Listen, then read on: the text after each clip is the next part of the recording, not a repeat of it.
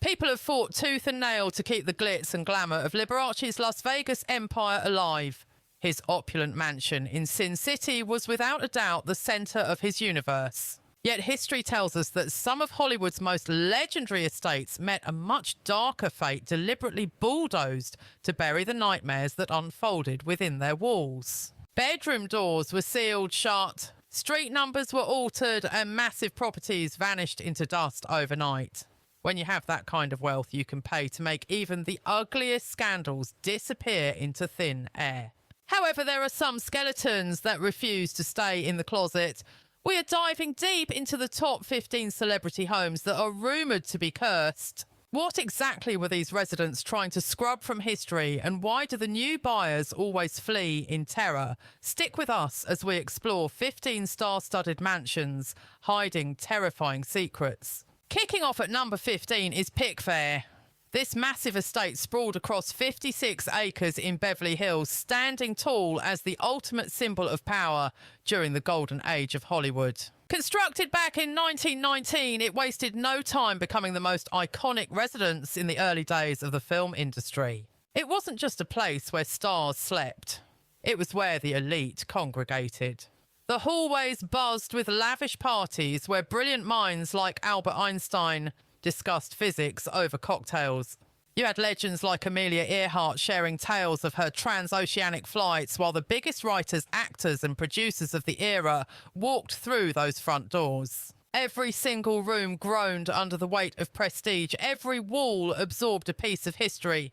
For decades, this mansion was the physical embodiment of the Tinseltown dream. Tourists would jam the streets just to catch a glimpse.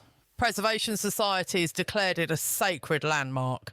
Then, in 1988, a tragedy struck that no one saw coming. The property's new owner made a shocking decision to raze the entire structure to the ground. Heavy machinery rolled in to tear it apart. Walls that had hosted royalty for nearly 70 years were reduced to rubble. The public was outraged, protesting in the streets, but they were fed a lie that termites had destroyed the structural integrity. That excuse fell apart under scrutiny. It turns out that months before the demolition, the household staff had started resigning in droves without giving any notice. Some fled so quickly they left their personal belongings behind. Others flat out refused to step foot on the property again, walking away from their paychecks. When pressed for answers, a few whispered about the chilling things they had witnessed. They spoke of a woman dressed in vintage clothing, eternally lingering on the grand staircase, silently watching everyone. As soon as renovations started, the paranormal activity spiked aggressively. The spectral woman in white seemed to manifest whenever workers attempted to alter the original design of the house. Equipment would vanish into thin air. Buckets of paint would tip over with no one nearby. One terrified contractor swore that invisible hands physically shoved him away from a wall he was working on. A gardener who had served the estate for years claimed the original mistress built that home at the peak of her glory and had absolutely no intention of leaving it, not even after death. Eventually, the buyer came clean. The termite story was a cover-up. The house was infested with spirits, and living there was simply impossible. Next up at number 14, the LaLaurie Mansion. To the untrained eye, the LaLaurie residence in New Orleans appeared to be just another sophisticated townhouse in the French Quarter. Erected in 1832, its intricate iron balconies and majestic front drew in wealthy investors for nearly 2 centuries. Agents always hyped up its architectural beauty, but they conveniently left out the events of April 10th, 1834. On that fateful day, a fire in the kitchen forced neighbours and emergency responders to break in. What they stumbled upon on the 3rd floor was the stuff of nightmares. The lady of the house had been conducting horrific torture experiments on enslaved people in a concealed chamber. Victims were shackled to the walls with heavy chains. Their bones had been shattered and reset in grotesque angles, and surgical mutilations were inflicted purely for the owner's sadistic pleasure. For months, this agony was happening right above the heads of guests attending lavish dinner parties. The monster responsible fled to Paris, escaping the justice she deserved. The mansion, however, seems to remember every scream. Throughout the decades, no one has managed to live there for very long. In 2007, actor Nicolas Cage purchased the property for $3.45 million. Despite his well-known interest in the supernatural, even he couldn't stick it out and sold it almost immediately. Construction crews and staff tell a much grimmer tale. They report hearing the distinct sound of rattling chains vibrating through the empty walls and screams echoing from unoccupied rooms. Dark apparitions of maimed figures would materialise and dissolve. Tools were flung across rooms by unseen forces and phantom hands would grab at the workers. Paranormal experts have captured electronic voice phenomena that sound like people begging for mercy in languages used by the enslaved population of the 19th century. The overwhelming stench of metallic blood, charred flesh and rot would fill the air instantly. Even the brave owners who tried to sleep there woke up, gasping for breath, feeling the sensation of suffocation. The room where the atrocities took place is now permanently sealed shut, yet anyone who attempts to reside in the building can feel a heavy, malevolent presence watching them. Number 13 takes us to the Los Feliz murder house. From the curb, this Los Angeles home looked completely mundane, a tidy two-story build with a neat lawn. But on December 6, 1959, hell broke loose. A prominent doctor named Harold Perelson lived there with his wife and 3 kids. To the neighbourhood, it was a quiet day. No fighting, no red flags. Everything seemed perfectly fine until the dead of night. Perelson entered his teenage daughter's bedroom while she was deep in sleep. Gripping a ball-peen hammer, he began to strike her with brutal force. She woke up screaming, covered in blood, and somehow managed to fight him off. Miraculously, she escaped the house and sprinted to a neighbour's door for safety. Perelson then turned his attention to the master bedroom where his wife lay sleeping. She never had a chance to wake up. He used the same weapon to end her life. What happened next is what baffled detectives for decades. Instead of fleeing, he walked into the living room, sat in a chair, picked up a book and started reading. Evidence suggests he sat there for at least 30 minutes, completely calm and silent amidst the carnage. Finally, he walked to the kitchen, swallowed a lethal dose of acid and died. You would think the house would be cleared out and sold. Instead, a couple named the Enriquez family bought it at an auction in 1960, but here is the kicker: they never moved in. For over 50 years, the house stood essentially abandoned, frozen in that night of horror. The furniture remained exactly where Perelson left it. The Christmas presents from 1959 sat unopened under the dusty tree for half a century. The calendar on the wall never changed. Neighbours reported seeing flashlights moving in the windows at night and hearing conversations, but police found the place empty every time they checked. Those brave enough to approach the property reported the smell of rotting flowers coming from nowhere. The temperature would drop to freezing instantly, and many claimed to have heard a man's voice whisper a chilling command: "No more." Time and time again, daring trespassers have reported the exact same chilling sight: a man clad in pyjamas lingering at the top of the staircase, his face twisted in a mix of confusion and rage. But just as quickly as he appears, he dissolves into thin air the moment you blink. Although the property was sold in 2016 and completely renovated, the past refuses to leave. They changed the structure, but they couldn't scrub the heavy atmosphere clinging to those stairs. This is the legacy of number 10,050 Cielo Drive. Tucked away in Benedict Canyon, this Spanish-style mansion once looked like the ultimate dream home. It sat perched high above the Los Angeles sprawl, boasting panoramic views, towering pines and total seclusion. Back in the summer of 1969, a stunning young actress and her director husband rented the estate. She was heavily pregnant, glowing with anticipation while he rubbed shoulders with Hollywood's elite. Their doors were always open to friends. The days were filled with laughter and talk of the baby arriving soon. There wasn't a single warning sign in the air. On the fateful night of August 8th, 1969, the actress hosted a casual get-together. It was supposed to be low-key, just dinner and conversation. 4 guests arrived for what should have been a peaceful evening. They stayed well past midnight, unaware that none of them would see the sunrise. In the dark hours of early morning, members of the Manson family cult breached the property. The violence that ensued was savage beyond comprehension. The pregnant starlet and her 4 companions were brutally slaughtered in a massacre that shook the world. The killers left messages scrawled in the victims' blood on the walls. By the time the sun rose, the house had fallen into a deathly silence, and that address was forever etched into history. 10,050 Cielo Drive became synonymous with the tragic end of Sharon Tate. In the years following, the house transformed. Security guards reported hearing blood-curdling screams from empty rooms. The sound of weeping would drift through the hallways. Even hardened men who claimed to fear nothing refused to patrol certain spots, claiming the air felt unnaturally heavy, cold, and undeniably wrong. Numerous witnesses described seeing the same spectral figure, a pregnant woman in a white nightgown standing motionless by the window, gazing out at the canyon. She would materialise in the living room, the very spot where her life was stolen. She always appeared perfectly still, her expression frozen in eternal fear. Locals claim that nobody stays at that location for long without feeling unwanted. Moving on to number 11, the Madonna Inn, specifically room 609. This San Luis Obispo hotel is legendary for its kitschy, over-the-top design. Every suite has a wild, unique theme. We're talking hot pink walls rock, waterfall urinals, and decor that screams excess.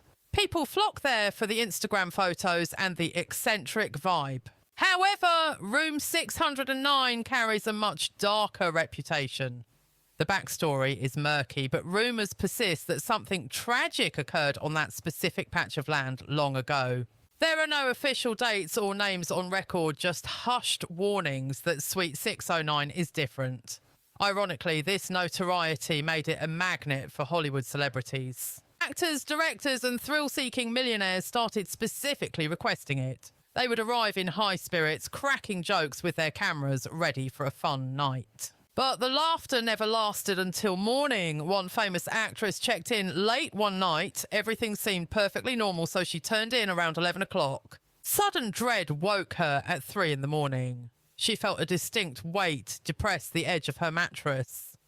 When she opened her eyes, her blood ran cold. A woman was standing by the window, staring right at her. The figure had long, dark hair and wore a pale nightgown. She didn't move or speak, she just watched. When the actress frantically flipped the light switch, the room was empty, yet the temperature had dropped to freezing. She packed her bags and fled immediately. Over the decades, hundreds of other guests have logged nearly identical reports in the guest book. They describe a woman in white manifesting between the witching hours of 2 and 4 a.m, loitering near the window or the bathroom door. Sometimes she lingers for seconds, other times she watches for minutes. Electronic devices inexplicably die.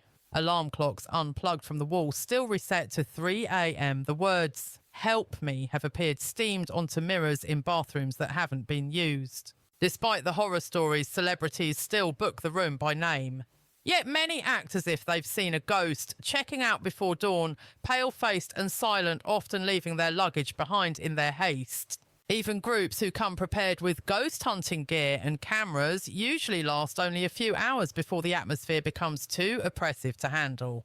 Hotel management officially denies any paranormal activity, chalking it up to active imaginations or settling pipes, but they know the truth. Room 609 has the highest turnover rate in the building. You can almost always book that room because nobody stays the full night. Next up at number 10 is the infamous Cecil Hotel. When it opened in 1927, it was a shining jewel in downtown Los Angeles. It boasted 700 guest rooms, an opulent marble lobby, and a level of grandeur that was supposed to attract the elite. Initially, it was a hub for business travellers, wealthy executives, and tourists passing through. For a while, the vision of luxury worked exactly as intended. Then the city crumbled around it. The neighbourhood transformed into the notorious Skid Row. As poverty and desperation surrounded the building, crime found a way inside. Tourists vanished, replaced by transients and people with nowhere else to turn.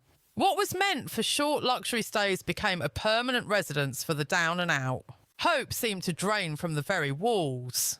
A disturbing number of deaths began to pile up, with bodies often discovered days or even weeks after the fact. Some guests checked in and simply disappeared, their fates unknown for months. The hotel gained a reputation as a place where tragedy was just another Tuesday. In the 1980s, the terrified city learned that serial killer Richard Ramirez, the Night Stalker, was living there while he hunted victims across Los Angeles. He would return to the lobby at night, sometimes covered in blood. Nobody stopped him. Nobody asked questions.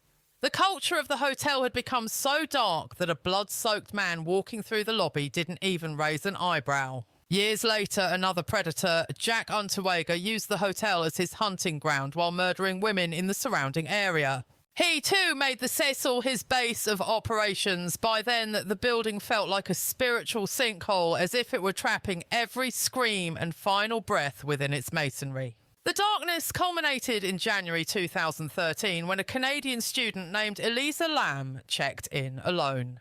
Shortly after, she vanished without a trace. Weeks later, after guests complained about the water pressure and taste, her body was discovered decomposing inside the rooftop water tank. People had been drinking and bathing in that water for weeks. The last known footage of her is chilling security video from the elevator. Shows Elisa acting terrified, pressing buttons, frantically hiding in the corner and speaking to an invisible presence. To this day, no clear answers explain how she got into the tank. After that, the urban legends turned even darker. Guests reported the sensation of cold hands touching them while they slept. Witnesses claimed to see shadowy figures standing at the foot of their beds. Long-term residents spoke of phantom crying, heavy footsteps and loud thuds echoing in the dead of night. The owners tried to rebrand the property to escape its past, but they failed. In 2021, the doors closed to guests. Finally, number 9 takes us to 12,305 5th Helena Drive. From the street, the modest hacienda tucked away in Brentwood didn't scream Hollywood royalty. It was quiet, unassuming, and blended right in with the rest of Los Angeles. There was absolutely no sign of the fame, the power, or the dark tragedy looming on the horizon. For the superstar who purchased the property in early 1962, this place represented salvation. Her entire existence had been micromanaged by other people. Movie executives dictated her career moves while controlling husbands managed her bank accounts. She had never possessed a single thing that was truly hers until this moment. This Spanish-style home was different. She paid for it with her own earnings, and the deed bore her name alone. Finally, she had a sanctuary that belonged to no one else, a fresh start, though she would only get to call it home for 4 short months. On the 5th of August, 1962, her housekeeper sensed something was wrong when she found the bedroom door locked tight. She called out repeatedly, but silence answered. Hours later, a physician had to break in. They smashed a window to gain entry, only to find the world's biggest star lifeless in her bed, a clutter of pill bottles scattered across the nightstand. The authorities were quick to label it a self-inflicted end, but doubters have whispered for decades that the story didn't add up. Since that tragic night, the energy of the house shifted permanently. Subsequent owners and visitors have reported chilling encounters, claiming to see a blonde woman in the mirrors, not a fleeting shadow, but a crystal-clear reflection. However, the moment they whip around to face the room, it is empty. The image lingers in the glass for a few heartbeats before slowly fading into nothingness. The master bedroom remains unnaturally cold. You can crank up the heat, but the chill refuses to lift. Guests sleeping over have woken up in a panic, witnessing a woman sitting at the vanity, methodically brushing her platinum hair. If you try to speak to her, she instantly evaporates. Perhaps the most haunting detail is the scent that floods the hallways without warning. It is the unmistakable aroma of Chanel No. 5, heavily mixed with a sterile clinical smell of medicine. And then just as quickly, it vanishes. The estate has been renovated countless times, but no amount of construction can scrub the history away. Owners rarely stay long. Marilyn Monroe bought this house to start a new chapter, but she never got to turn the page. Moving on to number 8 at 3301 Waverly Drive. The very next evening, after the gruesome slaughter on Cielo Drive, the Manson family returned to the streets of Los Angeles, prowling for more victims. Their leader told them to pick a house at random. They cruised through the sleepy, affluent neighborhood of Los Feliz, where families were tucked in for the night. Completely unaware of the danger, they idled in front of 3301 Waverly Drive. The residence wasn't flashy or significant. It was just there in the wrong place at the wrong time. Shortly after midnight on August 10th, 1969, the nightmare began. The couple inside stood zero chance against the intruders. The husband was bound and gagged in the living room while his wife was taken to the bedroom and brutally murdered. The brutality was off the charts, with words carved into the victim's skin and messages scrawled across the walls in blood. Afterward, the killers raided the fridge, ate a meal and casually walked out the front door. While the world fixated on the Tate murders at Cielo Drive, the horror at Waverley Drive often gets overlooked, but the spirits seem to remember. Every subsequent owner has reported identical phenomena. There are pockets of freezing air that drift through the hallways, not filling the room, but stalking people as they move. Even during the scorching California summers, these cold spots feel like getting doused with ice water. This energy concentrates in the living room and the bedroom, the exact spots where the lives were taken. Dark, shadowy figures are a common sight once the sun goes down. Silent apparitions have been seen standing ominously in doorways or looming at the foot of the bed. If you look directly at them, they disappear. But the moment you avert your gaze, the heavy feeling of being watched returns. Whispering voices echo through the empty corridors. It is always two distinct voices, hushed and urgent. As soon as a living person enters the room, the conversation cuts off. One terrified family packed up and left after only 7 months. They reported the sound of heavy boots stomping upstairs when the house was empty, pacing back and forth on the same track over and over again. Their family dog was petrified, refusing to step foot in the murder sites, trembling and retreating in fear. At night, scratching noises erupted from inside the walls, the distinct sound of writing. Yet when morning came, there was never a mark to be found. The property developed a reputation, making it nearly impossible to keep on the market. Buyers fled and investors took massive losses just to get that deed out of their names. Let's look at number 71579 Benedict Canyon Drive. This hillside home in Benedict Canyon was the castle of a man who convinced the world he was invincible. On screen, he wore a cape, fought for justice and could not be hurt. Children worshipped him and parents respected him. To millions of fans, he wasn't just an actor, he was Superman. On June 16, 1959, police swarmed the property. They discovered George Reeves dead at the foot of the master staircase, suffering from a gunshot wound to the head. A Luger pistol was on the floor. The authorities were eager to close the file, ruling it a self-inflicted tragedy, but the crime scene told a different story. The trajectory of the bullet was impossible. There wasn't a speck of gunpowder residue on his hands, plus there were 3 other people in the house partying while he died, and their stories didn't align. The investigation was sloppy, barely scratching the surface before the police walked away. Ever since that night, the house has never been the same. Right at the bottom of the stairs, exactly where Reeves's body lay, the temperature drops drastically. It isn't just cool, it is bone-chillingly freezing. It doesn't matter if it is July or December, that spot remains dead cold. Residents also report seeing a figure in the mirrors, but he is never standing in the room with them. He is tall, broad-shouldered and dressed in the full Superman costume. He stands perfectly still, silent as the grave. Turn around and the room is empty. Glance back at the glass and the Man of Steel is watching you again. In the dead of night, heavy footsteps are heard trudging from the bedroom down the hall and descending the stairs before stopping abruptly. This playback of tragedy usually occurs right around 3 in the morning, the estimated time of his death. Terrified residents have reported hearing a deafening gunshot. It sounds real loud and violent. They rush to investigate, but the house is silent and undisturbed. Inside the master bedroom, dark, unexplained stains manifest on the carpet. They look like blood growing in size before fading away. Owners have ripped up and replaced the flooring multiple times, but the stains always seep back through in the exact same location. Paranormal investigators have captured a male voice on tape in that room, clearly whispering, "This is not what happened." Another chilling recording captured the phrase, "Look closer." The house still stands, but it seems the truth about what happened to George Reeves refuses to stay buried. Coming in at number 6 is the infamous Laurel Canyon Estate.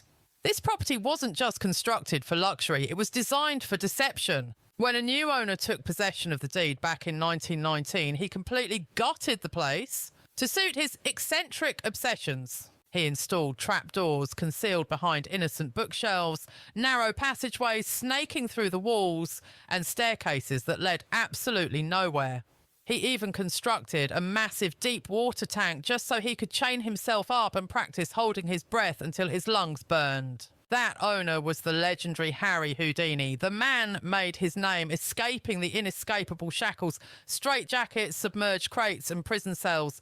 Audiences gasped as he survived stunts that would have flattened a normal man.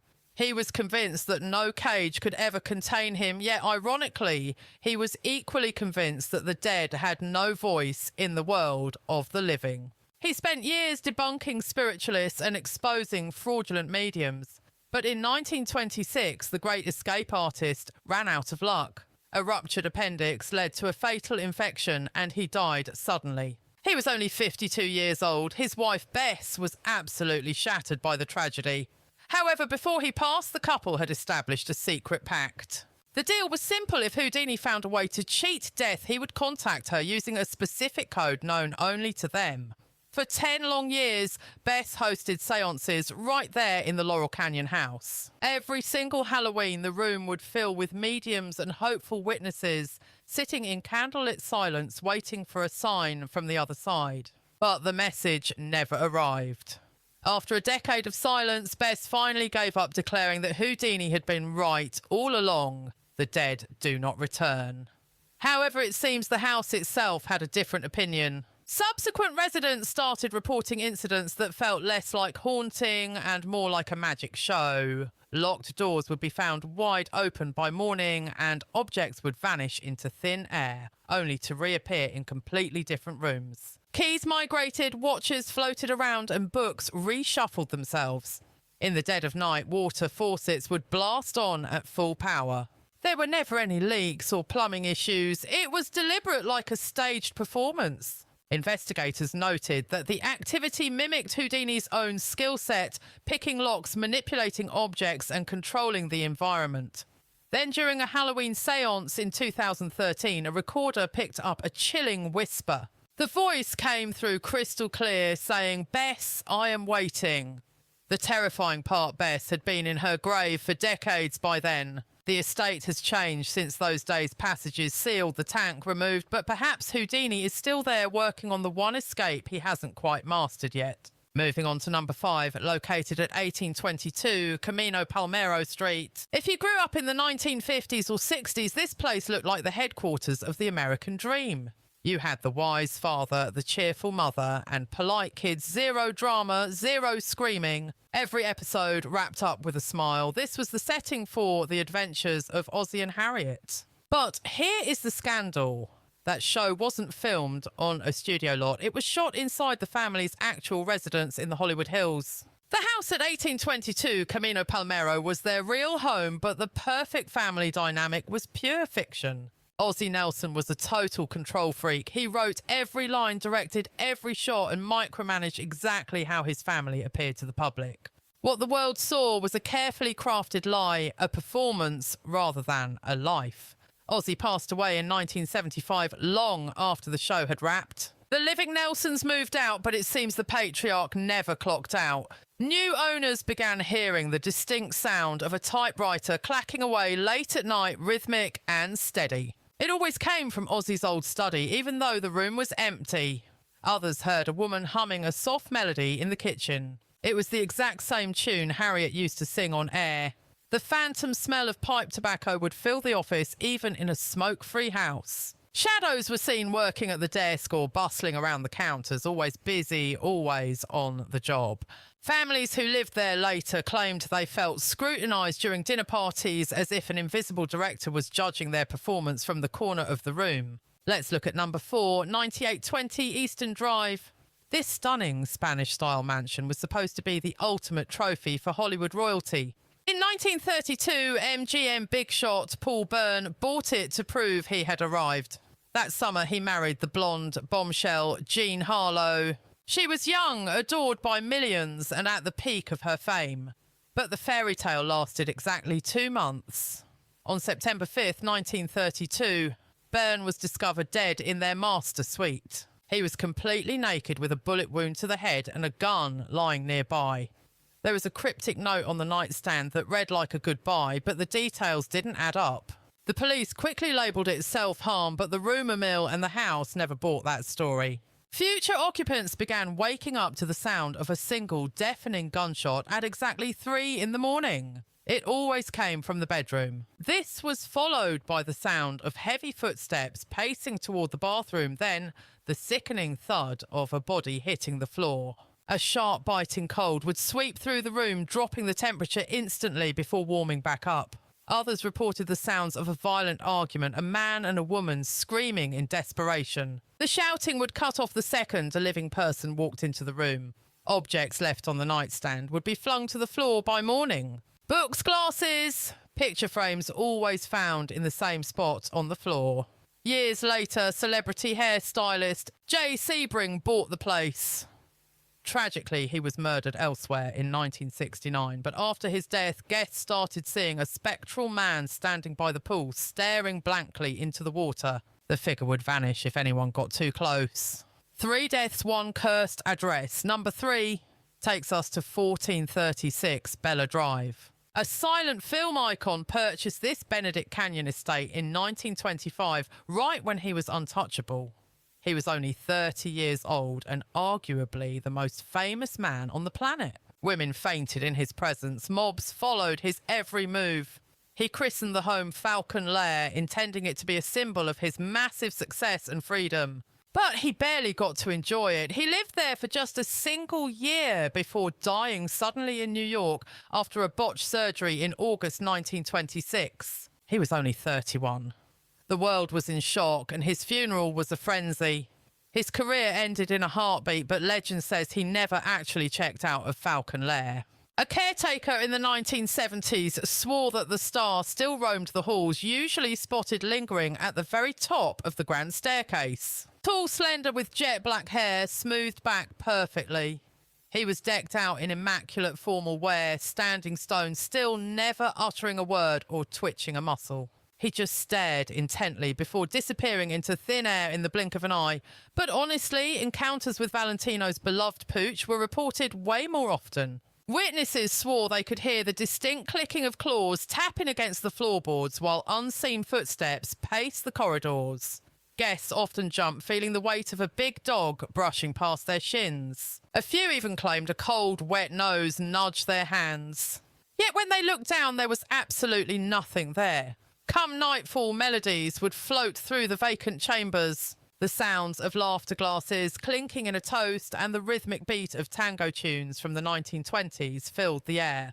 But throw open a door and you'd find only dust and silence. Women frequently sensed a presence looming right behind them. A phantom caress followed by the waft of vintage cologne hanging heavy in the atmosphere. That iconic mansion was bulldozed decades ago, replaced by modern structures that stand on the cursed ground today. Moving on to number 2, the address is 5620 Harold Way. The legendary figure who taught the entire world to tremble at the name Dracula didn't spend his twilight years in a spooky castle or a sprawling Beverly Hills estate. Instead, he ended up in a modest little apartment complex in Hollywood, surrounded by regular folks who walked right by him in the common areas. Most had no clue they were brushing shoulders with a cinematic icon whose visage once dominated the silver screen. By the time Bela Lugosi passed away in 1956, he was 73, his health was shattered, and his stardom had evaporated, leaving him virtually anonymous despite having crafted one of film history's most immortal monsters. In a final dramatic flourish, Lugosi was laid to rest, decked out in his complete Dracula regalia black cape, and all honouring his specific last wishes. It was a choice that struck many as bizarre at the time, but it took on a much creepier vibe when disturbing reports started trickling in from people living in his old unit. At 5620, Harold Way residents over the last few decades have shared eerily identical accounts of paranormal activity. It usually starts with an overwhelming aroma of heavy pipe tobacco flooding the room without any logical source. A dense, old-world scent, perfectly matching the specific blend Lugosi was famous for smoking, manifesting out of thin air and vanishing just as abruptly.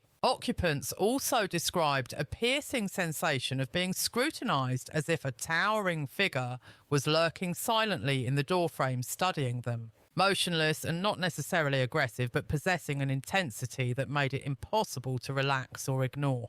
The figure would disappear the second the lights were flipped on, yet that heavy feeling of being accompanied would linger on. Rooms would suddenly turn ice cold, with the temperature plunging so rapidly that you could see your own breath, only to warm up again moments later. One tenant back in the 1980s recalled waking up over and over again right between the witching hours of 3 and 4 in the morning. They were shaken awake by the undeniable certainty that another person was standing right next to the bed. Once their vision adjusted to the gloom, they made out a tall, lanky silhouette blocking the doorway, perfectly rigid with the distinct outline of a flowing cape. Flipping the switch revealed an empty room, leaving nothing behind but freezing air and the lingering stench of pipe tobacco. Other residents claimed to hear a deep, rumbling voice with a thick Hungarian accent whispering from the void, always reciting the exact same phrase. Murmured softly right in their ear, practically breathing down their neck, "I am Dracula." Naturally, the building management tries to brush these stories off. Despite their denials, tenants rarely last long, often breaking their leases early, without giving a straight answer as to why. As one former occupant put it, living there feels like you're roommates with a man who never realised he's actually dead. He is still puffing on his pipe, still practising his monologue, still trapped in the role he couldn't escape in Life or Death, number 1. 4982 Shirley Street. The flamboyant Liberace lived out his final days inside a massive Las Vegas mansion on Shirley Street, residing there until 1987. That was the year he succumbed to complications related to AIDS. Even when he was alive, that house was a mirror of his loud, polished and attention-seeking character. It was a place that rejected silence. After he passed, new owners and guests started reporting bizarre occurrences that felt less like a haunting and more like a scheduled encore performance. In the dead of night, intricate piano compositions would waft through the corridors of the estate. These weren't basic tunes, they were sweeping, dramatic masterpieces full of flair, executed with a style that was unmistakably Liberace's signature. A private security guard on the graveyard shift frequently caught these melodies, starting up around 2 or 3 in the morning. They would track the sound all the way to the piano room, finding it completely vacant only for the music to kick back in the second they turned their back. Other visitors swore they saw a glowing apparition, decked out in sequined, sparkling attire, gliding through the halls. Or sometimes standing by the windows, gazing out at the fountains bathed in a soft, golden aura that dimmed slowly instead of blinking out. Paranormal investigators later recorded inexplicable cold pockets in the master suite and bath where the star spent his last agonising days. The thermometer would plummet by 15 to 20 degrees with zero physical cause to explain the drop. Electrical equipment malfunctioned constantly, batteries died instantly, and potent whiffs of expensive cologne, melting wax and bubbly champagne would materialise. This usually happened alongside a gut feeling that someone was standing right there. One medium noted that the energy didn't feel scary. It felt joyful and theatrical. It was as if Liberace was still performing for a packed house, waiting for the thunderous applause that never arrived, refusing to let the final curtain drop. The stage lights are out, the rhinestone costumes are packed in boxes. Yet the show rolls on in the quiet hours. Because for a man who lived solely to entertain, the performance never really had an end.